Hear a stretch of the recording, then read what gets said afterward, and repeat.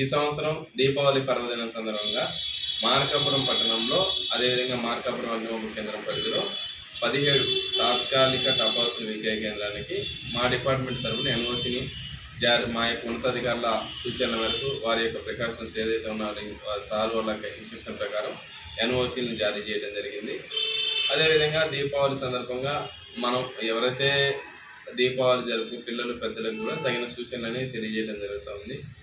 పిల్లలు పెద్దలు ఖచ్చితంగా క్రాకర్స్ కాల్చేటప్పుడు ఈ కింద ఖచ్చితంగా మేము ఇచ్చేటటువంటి ప్రికాషన్స్ తీసుకోవడం వల్ల ఎటువంటి అగ్ని ప్రమాదాలకు కానీ ఎటువంటి ప్రమాదాలు తావివ్వకుండా ఆస్కారం ఉంటుందని తెలియజేయడం జరుగుతుంది. పిల్లలు ఖచ్చితంగా పెద్దల యొక్క పర్యవేక్షణలోనే టపాసులను కాల్చుకోవాలి. అదేవిధంగా అపార్ట్మెంట్స్ ఇటువంటి ప్రదేశంలో అపార్ట్మెంట్ పైన కానీ, ఫ్లోర్స్లో కానీ, సెల్లార్స్లో కానీ క్రాకర్స్ అనేవి, టపాసులు అనేవి కాలవకూడదు. ఎక్కడైతే మనకి సేఫ్టీ ప్లేస్ ఉంటుందో ఆ ప్లేస్లో అందరూ కూడా అక్కడే ప్రశాంతంగా టపాసులు కాల్చుకోవాలని తెలియజేయడం జరుగుతుంది. పిల్లలు టపాసులు కాల్చేటప్పుడు పెద్దలు ఖచ్చితంగా వారి యొక్క పర్యవేక్షణ అనేది ఖచ్చితంగా ఉండాలి.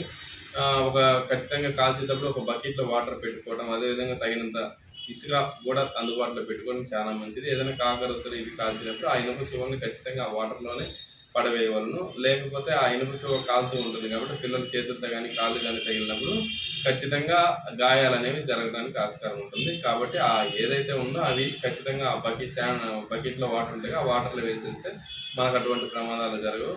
ఖచ్చితంగా ఇంకా తెలియచేసేది ఏంటంటే బిగుతుగా ఉండే కాటన్ దుస్తులు ధరించాలని కోరుకున్నాం. ఇది వదులుగా ఉండే దుస్తులు ధరించడం వల్ల ఏంటంటే ఏదైనా స్పార్క్ కానీ, ఏమన్నా టపాసులు కానీ పేలటం వల్ల అవి వచ్చి మళ్ళీ మన బట్టల లోపల పడతాం, అటువంటి ఆస్కారం ఉంటుంది. కాబట్టి బిగుతుగా ఉండే కాటన్ దుస్తులు ధరించాలి.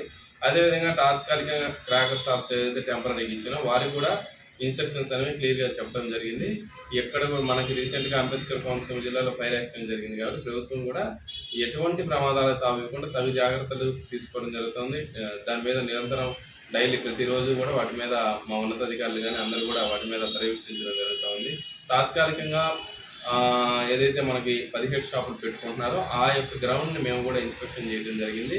అది కూడా ఎటువంటి ఇబ్బంది లేకుండా మనకి ఓపెన్ గ్రౌండ్ బాగుంటుంది కాబట్టి స్థానిక ఎస్వికేపీ కాలేజ్ అయితే అక్కడ కూడా ఎటువంటి ప్రమాదాలు జరగకుండా, లేకపోతే ఏదైనా సేఫ్టీ ప్లేస్ కాబట్టి అక్కడికి ఎవరైతే ఉన్నారో మన డిపార్ట్మెంట్ ఆఫీసర్స్ అందరూ కూడా ఇన్స్పెక్షన్ చేసి దాన్ని నిర్ధారించడం జరిగింది. ఆ ప్రాంగణంలోనే ఖచ్చితంగా 17 షాపులు కూడా పెట్టుకోవాలి.